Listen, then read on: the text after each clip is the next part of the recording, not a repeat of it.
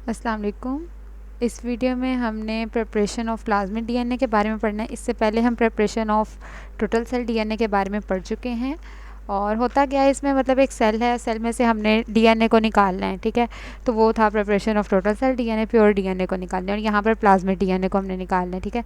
सारा जो काम है बिल्कुल उस तरह है, बिल्कुल थोड़ी सी चीज़ें जो हैं वो डिफरेंट है, वो हम इस टॉपिक के अंदर पढ़ेंगे।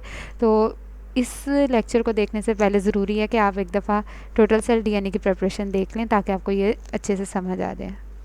तो पहले हमें पता होना चाहिए वैसे कि प्लाज्मिड डीएनए होता क्या है।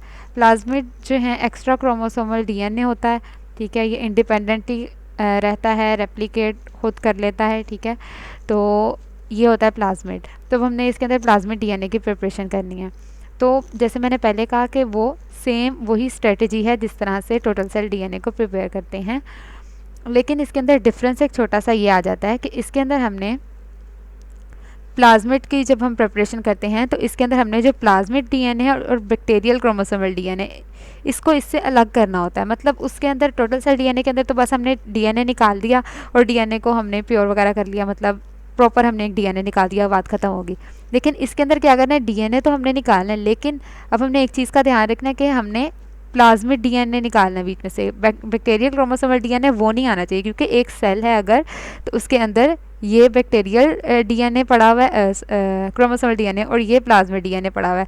तो जब हमने इसको प्योर कर, मतलब हमने जब इसको निकालना है तो हमारे पास ये सिर्फ प्लाज्मिड डीएनए आना चाहिए, ये डीएनए नहीं आना चाहिए। तो इसलिए इसके अंदर थोड़ा सा जो डिफरेंस है वो इस चीज़ की वजह से आता है। तो अब हम इसकी सेपरेशन किस तरह से करवाते हैं, दो तरह से करवाते हैं। एक इसकी सेपरेशन होती है on the basis of size, एक होती है on the basis of confirmation. तो on the basis of size क्या होता है, अच्छा इसके अंदर भी हमें अब टोटल सेल डीएनए वाली बात करनी पड़ेगी कि जब सेल एक्सट्रैक्ट को हम प्रिपेयर करते हैं तब हम देखते हैं, तब हम डिफरेंट चीज़ों के साइज़ देखते हैं, आरएनए का और प्रोटीन का, तो हम तब हमें ये सारी चीज़ें अलग अलग नज़र आती हैं, ठीक है। तो अब क्या करना है, जब उसके अंदर लाइसिस करवाते हैं ना, जब सेल एक्सट्रैक्ट को प्रिपेयर करवाते हैं तो मतलब उसके अंदर हम लाइसिस करवाते हैं, जिसकी वजह से जो है वो सेल है उसकी वॉल टूट जाती है और सारी चीज़ें जो हैं वो अलग अलग हो जाती हैं, ठीक है। तो इसके अंदर हमने क्या करना होता है, इसके अंदर हमने जो लाइसिस है वो कंट्रोल्ड कंडीशन में करवाना होता है, ठीक है। उसके अंदर तो बस ऐसे ही करवा लेंगे ना, कोई मसला नहीं है। इसके अंदर हमने कंट्रोल्ड कंडीशन के अंदर लाइसिस करवाना है ताकि जो क्रोमोसोमल डीएनए है वो कम से कम टूटे, ठीक है। क्रोमोसोमल डीएनए कम से कम टूटे, जिसकी वजह से क्या होगा कि क्रोमोसोमल डीएनए जब कम टूटेगा तो उसके जो फ्रेगमेंट्स होंगे वो बहुत बड़े बड़े होंगे, ठीक है, प्लाज्मिड से काफ़ी बड़े होंगे। तो जब क्या कहते हैं उसके अंदर मतलब जब हम सेंट्रीफुगेशन करवाएंगे तो वो सेल डेब्रिस के साथ ही रिमूव हो जाएंगे, तो इस तरह से उसको रिमूव करवाना आसान हो जाएगा। उसके अलावा इसके अंदर एक और फ़ायदा ये हो जाता है कि जो बैक्टीरियल क्रोमोसोम है वो अटैच हुआ होता है सेल वॉल के साथ। मतलब इस तरह सेल है ना, तो ये जो बैक्टीरियल क्रोमोसोम है ये इसके साथ अटैच हुआ होता है और ये अलग पड़ा होता है प्लाज्मिड वाला, ठीक है। तो ये इसके साथ अटैच होने का ये फ़ायदा हो जाता है कि जब सेल डेब्रिस जब यहाँ से सेल टूटेगा, सेल वॉल वगैरह टूटेगी, तो ये उसके साथ ही अटैच हुआ होता है, तो ये उसके साथ ही जब सेडिमेंटेशन होती है तो ये नीचे इसके साथ ही बैठ जाता है, ठीक है।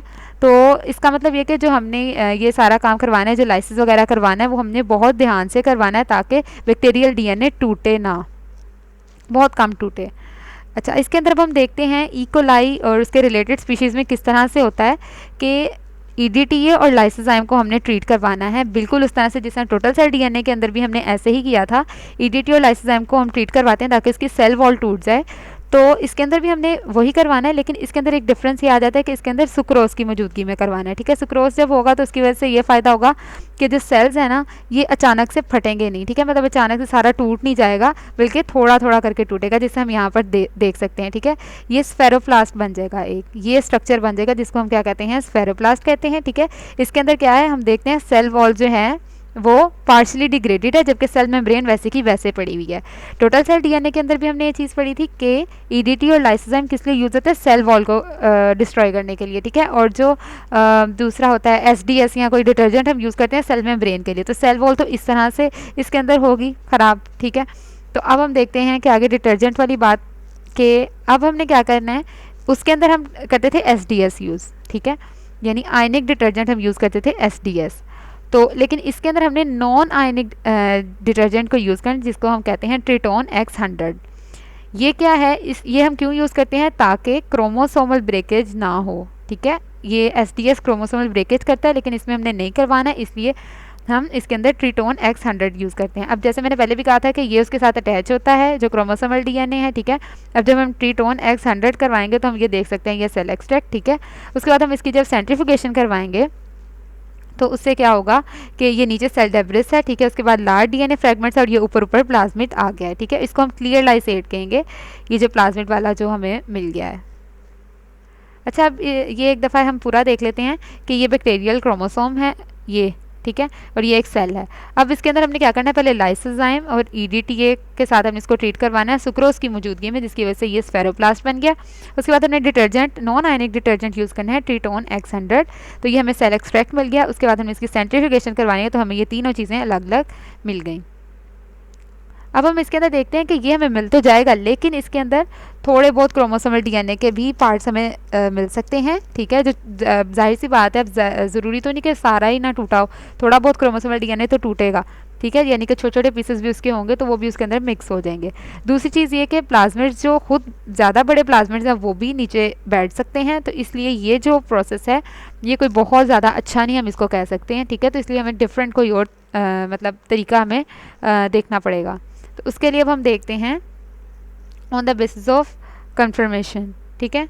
On the basis of confirmation के अंदर क्या है कि इसकी जो ये हम इसकी कन्फर्मेशन देख सकते हैं कि मोस्टली जो प्लाज्मिड हैं ये क्या है, ये सुपर क्वाइल्ड मॉलिक्यूल्स होते हैं, ठीक है। सुपर क्वाइल्ड मॉलिक्यूल्स होते हैं। अब सुपर क्वाइल्ड मॉलिक्यूल्स किस तरह से होते हैं, मतलब इन ये हम देख सकते हैं, ये सुपर क्वाइल्ड इसकी कन्फर्मेशन है। तो ये सुपर क्वाइल्ड कन्फर्मेशन कब तक रहती है, जब तक इसके जो दोनों न्यूक्लियोटाइड स्ट्रैंड्स हैं ये आपस में इंटैक्ट रहेंगे, ठीक है। तो इसको फिर हम नाम देते हैं covalently closed circular DNA, CCC DNA. लेकिन अगर इनमें से एक पॉलीन्यूक्लियोटाइड स्टैंड ब्रेक हो जाएगा तो उसकी वजह से फिर जो हमें ये दिशा हमें ये मिलती है, फिर हमें जो कन्फर्मेशन मिलती है वो होती है ओपन सर्कुलर। तो अब सुपर कॉइलिंग की हमने बात क्यों की कि प्लाज्मिड प्रिपरेशन के अंदर सुपर कॉइलिंग इंपॉर्टेंट है। वो किस लिए, क्योंकि जो सुपर कॉइल्ड मॉलिक्यूल्स हैं इनको हम इजीली सेपरेट कर सकते हैं नॉन सुपर कॉइल्ड से। अब सुपर कॉइल्ड कौन से हैं, प्लाज्मिड वाले, और नॉन सुपर कॉइल्ड कौन से हैं, डीएनए जो क्रोमोसोमल है, ठीक है। तो इसलिए हम उसको अलग करना हमारे लिए आसान हो जाएगा। अब किस तरह से हम उसको अलग करेंगे, एक है अल्कलाइन डीनेचुरेशन और एक है ethidium bromide caesium chloride density gradient centrifugation. पहले हम देखते हैं अल्कलाइन डीनेचुरेशन। इस टेक्निक के अंदर हम क्या करते हैं, हम एक ऐसी पीएच रेंज रखते हैं जिसके अंदर जो नॉन सुपर क्वाइल्ड डीएनए है यानी कि जो क्रोमोसोमल डीएनए हैं वो डीनेचर हो जाए, जबकि जो सुपर क्वाइल्ड प्लाज्मिड डीएनए वो ना हो। तो इसमें हम सिंपली करते हैं क्या है कि हमने सोडियम हाइड्रोक्साइड को इसके अंदर ऐड कर देना सेल एक्सट्रैक्ट के अंदर या फिर क्लियर लाइसेट के अंदर। क्लियर लाइसेट के अंदर जाहिर सी बात है हमें प्लाज्मिड जो हमें मिला था प्लाज्मिड, उसके अंदर जाहिर सी बात हमने कहा था ना कि जो दूसरा डीएनए क्रोमोसोमल डीएनए भी हो सकता है, ठीक है। तो उसके अंदर से भी करवा सकते हैं और वैसे पूरे सेल एक्सट्रैक्ट में से भी करवा सकते हैं। तो अब हमने यहाँ पर पीएच के एडजस्ट कर दी 12 to 12.5, यानी इसमें हमने सोडियम हाइड्रोक्साइड को ऐड कर दिया। इस पीएच पे क्या होगा कि जो हाइड्रोजन बॉन्डिंग है इनकी लीनियर डीएनए की नॉन सुपर कॉइल्ड की वो क्या है वो ख़त्म हो जाएगी, जिसकी वजह से ये लीनियर बन जाएंगे, ठीक है। सिंगल स्टैंडर्ड लीनियर डीएनए हमें ये मिल गया, ठीक है।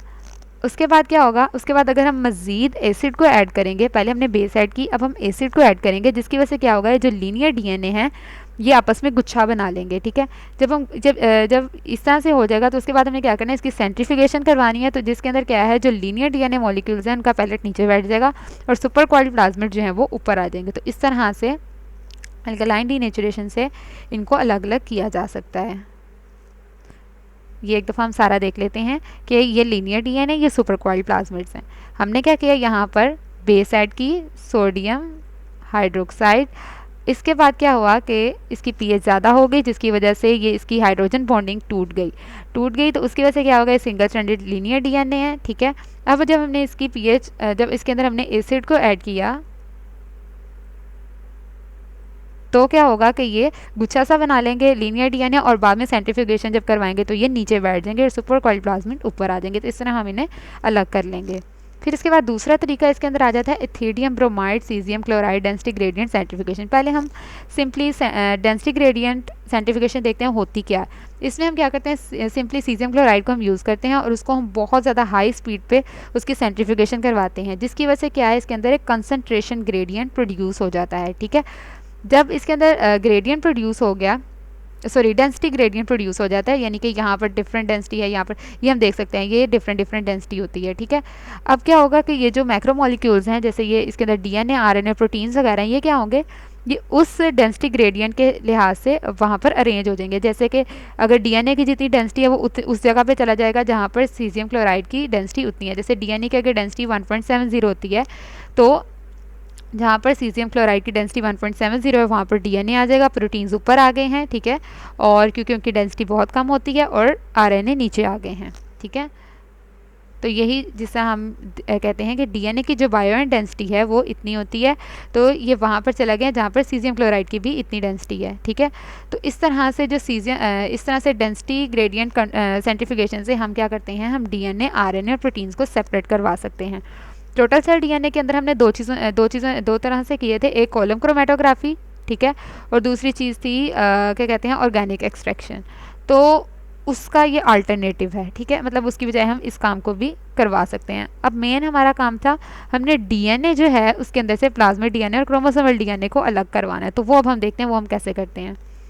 वो हम करते हैं एथिडियम ब्रोमाइड की मौजूदगी में। मतलब हमने क्या करना है, एथिडियम ब्रोमाइड को जब हम इसमें एथिडियम ब्रोमाइड भी आ गया तो उसने क्या करना है, उसने जो होंगे ना नॉन सुपर क्वाइल्ड, ठीक है, नॉन सुपर क्वाइल्ड जो डीएनए होंगे उसके साथ जाके इसने बाइंड कर जाना है। एथिडियम ब्रोमाइड ने वहाँ जाके डीएनए मॉलिक्यूल्स के साथ बाइंड कर जाना है, ठीक है। जो सुपर क्वाइल्ड है उनके साथ भी करेगा, लेकिन जो सुपर क्वाइल्ड है क्योंकि उनके पास फ्री एंड्स बहुत कम होते हैं, ठीक है, वो अच्छी तरह उनकी क्वाइलिंग हुई हुई है, तो वहाँ पर बहुत कम जो है एथिडियम ब्रोमाइड बाइंड करेगा, लेकिन इसके साथ जो क्रोमोसोमल है उसके साथ ज़्यादा करेगा, जिसकी वजह से क्या होगा कि उसकी जो डेंसिटी है वो क्या कर देगा, कम कर देगा। 0.125 ग्राम पर सेंटीमीटर क्यूब लीनियर डीएनए की डेंसिटी कम कर देगा, ठीक है। सुपर क्वाइल्ड की भी के साथ भी जाहिर है अटैच हो रहा है, तो उसकी भी कम कर रहा है, लेकिन उसकी बहुत कम जो है उसमें फ़र्क आ रहा है, 0.085 ग्राम पर सेंटीमीटर क्यूब। तो इसकी वजह से क्या होगा, फिर अब ये जो डेंसिटी ग्रेडियंट बना था उसके हिसाब से अब लीनियर जो डीएनए है जिसकी डेंसिटी ज़्यादा कम होगी वो हम देख सकते हैं वो यहाँ ऊपर की तरफ आ गया, और जो सुपर क्वाइल्ड डीएनए है वो नीचे की तरफ है, ठीक है, और बाकी आरएनए प्रोटीन्स हमें नज़र आ रहे हैं जिससे हमने पहले बात की थी। अब हमने क्या करना है कि यहाँ से जो कहते हैं किसी सिरिंज से, अब यहाँ से प्लाज्मिड डीएनए, हमें पता है कि ये वाला प्लाज्मिड डीएनए है और ये क्रोमोसोमल है, तो अब हमने क्या करना है, प्लाज्मिड डीएनए को हमने किसी सिरिंज की मदद से हमने उसको वहाँ से निकाल लेना है। अच्छा, अब यहाँ पर एक चीज़ आ जाती है कि यहाँ से प्लाज्मिड डीएनए तो निकाल दिया, लेकिन हमने जैसे अभी पहले बात की इसके साथ क्या बाइंड हुआ हुआ है, एथिडियम ब्रोमाइड, बेशक बहुत कम है लेकिन इसके साथ है। तो अब हमने उसको क्या करना है, अब हमने उसको भी तो प्योर करवाना है, उसको भी वहाँ से निकालना है, तो वो हम डायलिसिस के सॉरी इस एथिडियम ब्रोमाइड को हमने क्या करना है, उसको एन ब्यूटानॉल से हमने एक्सट्रैक्ट करवा लेना है, ठीक है, और सीजियम क्लोराइड को हमने डायलिसिस से रिमूव करवा देना है, ठीक है। और इस तरह से हम देखते हैं कि जो प्लाज्मिड हमें मिलेगा वो क्या होगा, वो 100% प्योर प्लाज्मिड है, ठीक है, और उसको हम क्लोनिंग वेक्टर के तौर पर यूज़ कर सकते हैं। तो ये सारा था हमारा प्रिपरेशन ऑफ प्लाज्मिड डीएनए, जिसके अंदर पहले हमने बताया कि जो डीएनए हैं, जो प्लाज्मिड डीएनए है, इसको एक तो ये कि ये थोड़ा सा मतलब इसका प्रोसेस थोड़ा सा डिफरेंट है। वो क्यों, क्योंकि हमने प्लाज्मिड डीएनए को हमने उसको करवाना होता है, सेपरेट करवाना होता है किससे, क्रोमोसोमल डीएनए, ठीक है। उसके बाद हमने इसकी सेपरेशन पढ़ी साइज़ और कंफर्मेशन की बेसिस पे, साइज़ की बेसिस पे भी हमने पढ़ ली, और कंफर्मेशन में आगे मज़ीद दो थे, एक अल्कलाइन डीनेचुरेशन और एक एथिडियम ब्रोमाइड वाली। तो इस वीडियो से अगर आपको ये वीडियो अच्छी लगी है तो आप इसको लाइक करें और मेरे चैनल को सब्सक्राइब करें। उसके अलावा अगर आपने इसके अलावा कोई और टॉपिक समझना है तो वो आप ज़रूर बताएं, और इस वीडियो से रिलेटेड जो वीडियोज़ हैं उसका लिंक जो है आपको डिस्क्रिप्शन में मिल जाएगा। Thank you.